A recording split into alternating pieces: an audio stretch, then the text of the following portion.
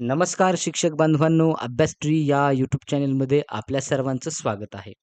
मित्रांनो, आपण सध्या महा-टी-ई-टी 2026 साठी तयारी करत आहोत आणि त्यामध्ये पेपर 1 आणि पेपर 2 मध्ये महत्त्वाचा असलेला विषय तो म्हणजे मराठी व्याकरण. मराठी व्याकरणातील जसे अक्षर गणवृत्ती आहेत, तसेच मात्रा वृत्ती देखील असतात आणि ही मात्रा वृत्ती कशी लक्षात ठेवायची त्यासाठी जबरदस्त ट्रिक्स आपण आजच्या या व्हिडिओमध्ये आपण घेऊन आलेलो आहोत. मित्रांनो, मात्र या व्हिडिओनंतर आपल्याला मात्रा वृत्ती हे अवघ्या 5 सेकंदाच्या आतमध्ये ओळखता येऊ शकतात. परंतु जर मित्रांनो आपण या व्हिडिओवर किंवा या चॅनलवरती नवीन असाल तर चॅनलला सबस्क्राईब करायला विसरू नका आणि बेल आयकॉन देखील नक्की प्रेस करा. मित्रांनो, या व्हिडिओची जर आपल्याला पी-डी-एफ हवी असेल तर आपण आमच्या टेलिग्राम चॅनलला जाऊन त्या ठिकाणी ही पी-डी-एफ आपण डाउनलोड करू शकता. जाऊयात पुढे पाहूयात मात्रा वृत्ते ओळखायचेत आणि ते सुद्धा कसे किंवा मात्रा वृत्ते म्हणजे नेमके काय आहेत, वृत्ते म्हणजे काय आहेत, ते देखील आपण थोडक्यात या ठिकाणी आजच्या या व्हिडिओमध्ये सगळ्या काही गोष्टी जाणून घेणार आहोत या संपूर्ण व्हिडिओमध्ये. बघूयात. बघा, महा-टी-ई-टी परीक्षेच्या दृष्टीने मराठी व्याकरणातील वृत्ते हा अत्यंत महत्त्वाचा आणि पैकीच्या पैकी म्हणजे कमीत कमी 1 गुण असेल, तर 1 गुण आपला फिक्स मिळून जाईल, हे मात्र नक्की आहे. बघा, मात्रा वृत्ते समजायला सर्वात सोपी असतात. फक्त त्यासाठी मात्रा मोजण्याचे नियम माहिती हवेत. बघा, मात्रा कशा मोजायच्या ते आपण या आजच्या व्हिडिओमध्ये पाहणार आहोत. परंतु बघा, या ठिकाणी मात्रा किंवा या उदाहरणे, त्याची माहिती आणि ती लक्षात ठेवायचे काही ट्रिक्स या व्हिडिओमध्ये आपण पुढे आपल्याला पाहायला मिळणार आहेत. मात्रा वृत्ते म्हणजे काय हे समजण्या अगोदर आपण मराठी व्याकरणातील मात्रा म्हणजे काय हे आपण अगोदर समजून घेऊयात. बघा, मराठी व्याकरणात आणि विशेषतः छंदशास्त्रात म्हणजे कवितेच्या रचनेमध्ये एखादे अक्षर उच्चारण्यासाठी जो वेळ लागतो, त्या वेळेच्या प्रमाणाला आपण मात्रा म्हणत असतो. आता बघा, या ठिकाणी थोडक्यात सांगायचं जर झालं, तर मात्रा हे ध्वनीचा किंवा अक्षर उच्चारण्याचा कालावधी आहे आणि त्या कालावधी मोजण्याचं एकक म्हणजे मात्रा असते. बघा, आता मात्रा कशी समजून घ्यावी, यासाठी एक सोपे उदाहरण आपण पाहिलेलं आहे किंवा पाहत आहोत.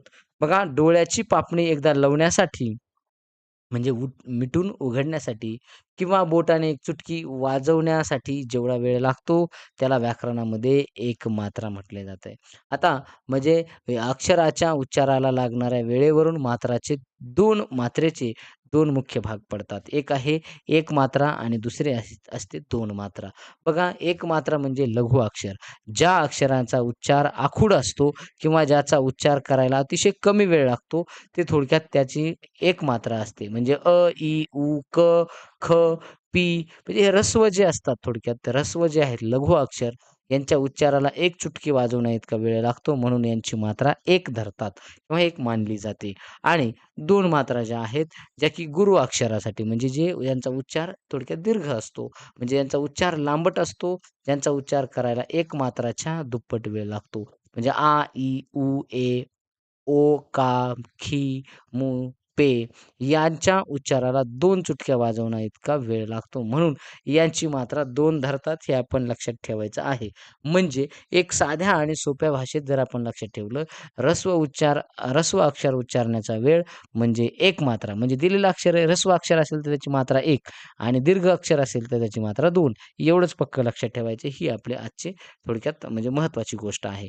आता मात्रावृत्ती म्हणजे काय आहेत, हे आपण आता पुढे जाऊयात. बघा, मात्रावृत्ती समजून घेण्या अगोदर आपण परत एकदा म्हणजे ही जी मात्रा, एक मात्रा म्हणजे काय? ज्या अक्षराचा उच्चार हा ऱ्हस्व असतो, म्हणजे लघु असतो आणि त्याला आपण थोडक्यात त्याची मात्रा किती आहे? 1 आहे आणि ज्याचा थोडक्यात दीर्घ अक्षर असेल, तर थोडक्यात आपल्याला सांगता येतं किंवा त्याला गुरु बी म्हणतात. तर दीर्घ उच्चार असेल, तर त्याला थोडक्यात गुरु जे अक्षर असणार आहे, त्यासाठी त्याची मात्रा 2 असते. हे आपण लक्षात आणि शेवटी मात्रा मोजायची म्हणजे सगळ्यांची बेरीज करायची असते. कसं करायचं ते पुढे आपण लक्षात घेऊयात. आता मात्रा वृत्ते म्हणजे काय आहे? ज्या वृत्तांमध्ये अक्षरांची संख्या प्रत्येक चरणात म्हणजे ओळीमध्ये समान नसते, परंतु त्यांच्या मात्रांची संख्या मात्र ठराविक आणि समान असते.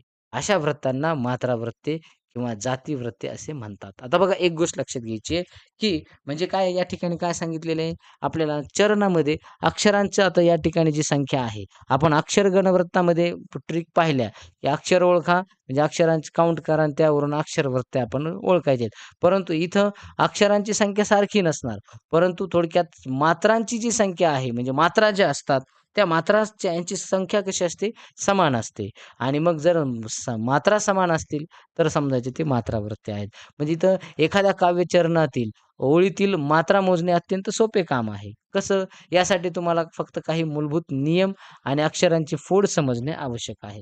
आता बघूयात मग कसे मोजायच्यात मात्रा, हे आपण याच ठिकाणी समजून घेऊ. बघा, मात्रा मोजताना प्रत्येक अक्षरातील स्वर कोणता आहे, हे पाहणे सर्वात महत्त्वाचे असते. स्वरावरून आपल्याला मात्रा समजतात. बघा, ज्या अक्षरामध्ये अ, इ, उ, ऋ हे ऱ्हस्व स्वर असतात, म्हणजे ऱ्हस्व स्वर कोणते असतील, तर त्या अक्षरांना थोडक्यात लघु म्हणतात. त्यांची मात्रा 1 असते. बघा, म्हणजे हा नियम 1 पहिला, लघु अक्षरांची 1 मात्रा.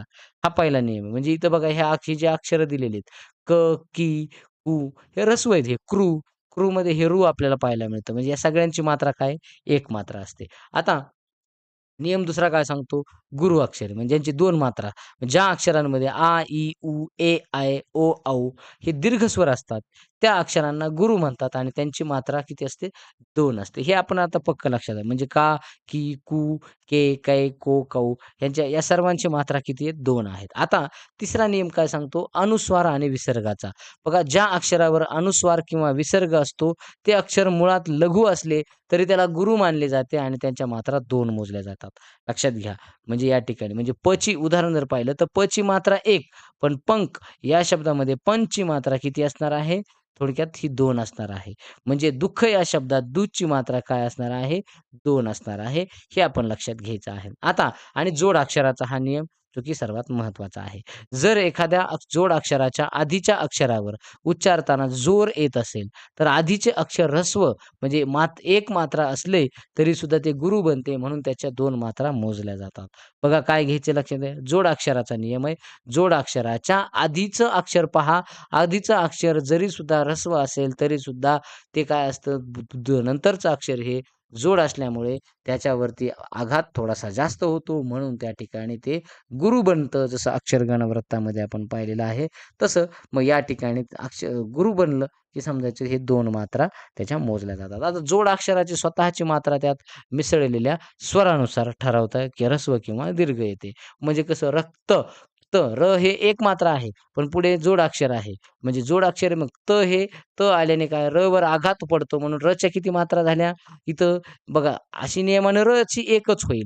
परंतु इथं पुढचा जोड अक्षर आहे म्हणून हा मात्रा याची च्या झाल्या 2 आणि अक्षर पुढचं काय आहे, त्याच्यात स्वर आहे. त्याची मात्रा एकच होईल. म्हणजे एकूण रक्त या शब्दामध्ये किती मात्रा झाल्या?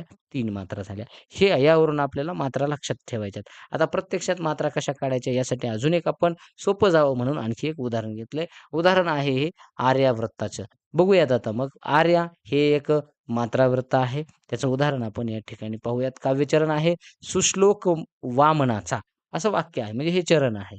आता या ओळीत प्रत्येक अक्षराची आपण फोड करून मात्रा आपल्याला काढायच्यात. वाक्य आहे सुश्लोक वामनाचा. बघूयात मग आता इथं पहिलं अक्षर काय आहे? सु. बघा इथं या ठिकाणी उकार कोणता आहे? सु म्हणजे ऱ्हस्व आहे. मात्रा किती झाली? 1. पण पुढे काय आहे? श्लो जोड अक्षर आहे. मग जोड अक्षर असल्यामुळे याची मात्रा किती बनली? 2 मात्रा बनली. हे काय बनलं? गुरु बनलं. म्हणून मात्रा किती?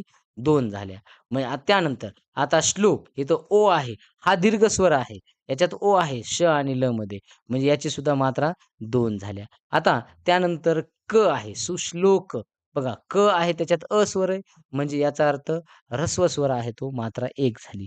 म्हणजे त्यानंतर 2 आणि 2 4 आणि हे एक 5. म्हणजे सुश्लोक या पहिल्या शब्दात 5 मात्रा झाल्या. आता पुढचा आहे वामनाचा. म्हणजे यामध्ये व अधिक आ. आ आहे हा दीर्घ स्वर आहे. म्हणजे या ठिकाणी दीर्घ म्हणजे गुरु आहे आणि म्हणजे यावरून आपल्या लक्षात येईल, की थोडक्यात मात्रा त्याची 2 आहेत. आता त्यानंतर आपल्याला पुढे म मध्ये काय हा ऱ्हस्व आहे स्वर आहे. म्हणजे 1 मात्रा आहे. दीर्घ स्वर आहे. 2 मात्रा आहेत. वामनाचा आ आहे म्हणजे दीर्घ स्वर आहे. आता या सर्वांची बेरीज करायची. बघा म्हणजे यावरून लक्षात येईल आता 2 अधिक 2 अधिक 1 अधिक 2 1 2 2 बरोबर 12 मात्रा. म्हणजे 12 मात्रा म्हणजे जर 12 मात्रा असतील तर ते वृत्त कोणतं असेल? तर ते आर्यावृत्त आहे. हे या ठिकाणी आपल्याला सांगता येतं. सिद्धही ते झालेलं आहे. मला वाटतं नक्कीच आपल्याला मात्रा आता पक्क्या आपल्या कळालेल्या असतील. बघा त्यानंतर आता मग परीक्षेसाठी एक छोटीशी टिप्स आपण या ठिकाणी पाहू, की कवितेची शेवटची ओळ, की जसं कवितेच्या चरणाच्या अगदी शेवटी आलेले अक्षर जर ऱ्हस्व मात्रा असेल, तरीही उच्चाराच्या सोयीसाठी आणि वृत्ताची चाल पूर्ण करण्यासाठी त्याला गुरु मानण्याची सवलत असते. म्हणजे 2 मात्रा तिथं येऊ शकतात. आघात नसलेले जोडाक्षर. काही वेळा जोडाक्षरापूर्वीच्या अक्षरावर जोर पडत नाही. तुम्ही म्हणून अशा वेळी आधीचे अक्षर ऱ्हस्व असेल, तर ते एक मात्राच राहते. उच्चार म्हणून करणे फायद्याचे ठरते. आता म्हणजे उच्चार करून पाहणे काय आहे, फायद्याचे असते. कधी-कधी हे जोडाक्षर असलं, म्हणजे जोडाक्षर असलं तरी सुद्धा कधी-कधी तो आघात होत नाही. म्हणजे त्यावेळेला 2 मात्रा होणार नाहीत. एकच आहेत. मग आता इथं आपल्याला सांगितलेलं आहे, की सराव करताना पेन्सिलने अक्षरांच्या डोक्यावर लघुसाठी यू वापरा आणि गुरूसाठी हे डॅश वापरा. हे आपण लघु, गुरु यावरून लक्षात घेऊ शकतो. आता हे आपल्याला आता बघा मात्रा म्हणजे काय हे कळालेलं आहे. त्यानंतर आपण मात्रा वृत्ते काय, काय आहेत, कशाला म्हणायचं, त्यानंतर आपण आता जे मात्रा म्हणजे जे कशा शोधायचे, थोडक्यात मात्रा कशा वाक्यामधल्या किंवा एका चरणामधल्या मात्रा कशा काढायच्या त्या आपण या ठिकाणी पाहिल्यात. मग आता आता आपण या ठिकाणी मात्रा वृत्तांचे मुख्य प्रकार आणि ते काही उदाहरणं पाहू आणि मग या ठिकाणी थांबू. बघा महत्त्वाचं म्हणजे महा-टी-ई-टीमध्ये प्रामुख्याने विचारले जाणारे मात्रा वृत्तांचे 4 मुख्य प्रकार मानले जातात. पहिला आहे दिंडी. आता दिंडी हे लक्षण काय आहे? दिंडीत एकूण 19 मात्रा असतात. मग त्याचे 9 आणि 10 मात्रांचे 2 गट पडतात. मग ओळीच्या शेवटी ल, गा, गा म्हणजे लघु, लघु, गुरु, गुरु असा क्रम येतो. म्हणून मग या ठिकाणी आपल्याला सांगता येईल, की अशा प्रकारे हे दिंडी नावाचा हा मात्रावृत्त आहे. 19 मात्रा असतात 9 आणि 10 मग काय उदाहरण, घोष होता ज्ञानोबा तुकाराम, राऊळाची ही वाट सखे राम, असं आहे. तर याच्यामध्ये जर आपण काढल्या, तर एका ओळीमध्ये आपल्याला 9, 19 मात्रा याच्यात आपल्याला मिळतील. त्यानंतर पुढचा प्रकार आहे मात्रा वृत्तांचा तो म्हणजे साकी. बघा या ठिकाणी लक्षण काय आहे? साकी वृत्तात प्रत्येक चरणात 28 मात्रा असतात. बघा म्हणजे आपण या अगोदर जे पाहिलेलं आहे, त्यामध्ये दिंडीमध्ये 19 असतात आणि साखीमध्ये 28 असतात. आता दिंडीमध्ये 9 आणि 10 असे 2 गट आहेत. तर इथे मात्र 14-14 चे 2 मात्रांचे गट पडतात. शेवटी एक गुरु आणि एक लघु येत असतो. आता इकडे काय शेवटी काय येतं लघु, लघु, गुरु, गुरु. पण इथं काय येतं एक लघु, एक गुरु. असं अशा पद्धतीने. उदाहरण काय आहे? पिकले पान गळूनी पडता, हसती इवली पाने, शहाण्याला ही कधी न कळे हे साधे सोपे गाणे. तर हे असं वाक्य आहे, म्हणजे हे चरण आहे कवितेचं. याच्यामध्ये आपल्याला 28 मात्रा आपल्याला पाहायला मिळतील. त्यानंतर तिसरा प्रकार आहे मात्रा वृत्तांचा, तो म्हणजे पादाकुलक. आता याच्यामध्ये या वृत्तात एकूण प्रत्येक चरणात मात्रा किती 16 मात्रा आहेत. म्हणजे 8-8च्या ह्याचे 2 काय असतात यती आपल्याला पाहायला मिळतील. म्हणजे उदाहरण आहे आनंदे गा देवा नाम त्यातच आहे पूर्णविराम. या पद्धतीने आपल्याला उदाहरण सांगता येईल. म्हणजे बघा पहिल्या ह्याच्यात पाहिलं 19 दुसऱ्या आहेत 19 मध्ये मग थोडक्यात 9 आणि 10 त्यानंतर 28 मध्ये थोडक्यात आपल्याला सांगता येईल 14-14 बरोबर? म्हणजे आणि इथं 16 आहेत. त्या 16 मध्ये 8 अधिक 8 अशा प्रकारे आपल्याला पुढे कशा येतात? पुढे आर्या आहेत, तर ते आर्या 12 असतात आणि चौथ्या चरणात म्हणजे पहिल्या आणि तिसऱ्या चरणात 12 आणि दुसऱ्या आणि चौथ्या चरणात 18 मात्रा असतात. आपल्याला ते पुढे पाहायचंय.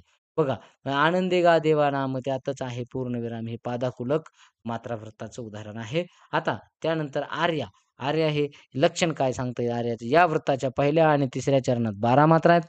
परंतु तर दुसऱ्या आणि चौथ्या चरणात मात्र 18 मात्रा असतात. म्हणजे एकूण 30 मात्रांची ही एक ओळ आपल्याला पाहायला मिळते. इथं बघा सुश्लोक वामनाचा हे 12 मात्रा आणि अभंगवाणी प्रसिद्ध तुकयाची या ठिकाणी 18 मात्रा म्हणजे असे दोन्हीचे मिळून काय झालं थोडक्यात आपल्याला एकूण 30 मात्रांची ही ओळ आपल्याला पाहायला मिळते. तर परीक्षेत मात्रा प्रत्यय ओळखण्याची मास्टर ट्रिक या ठिकाणी सांगितली जाते.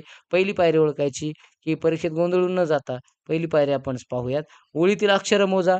जर सर्व ओळीमधील अक्षरांची संख्या वेगवेगळी असेल, बघा अक्षरांची संख्या वेगवेगळी असेल, तर ते नक्कीच मात्रावृत्त असतं, अक्षरगण वृत्त नाही. दुसरी पायरी पहिल्या ओळीच्या मात्रा मोजा. ऱ्हस्व आणि दीर्घ आपण काय करायचे त्या मात्रा आपल्याला काय करायच्यात मोजायच्यात. मग तिसरी पायरी काय एकूण मात्रांचा आकडा पहा आणि वृत्तांची नाव ओळखा.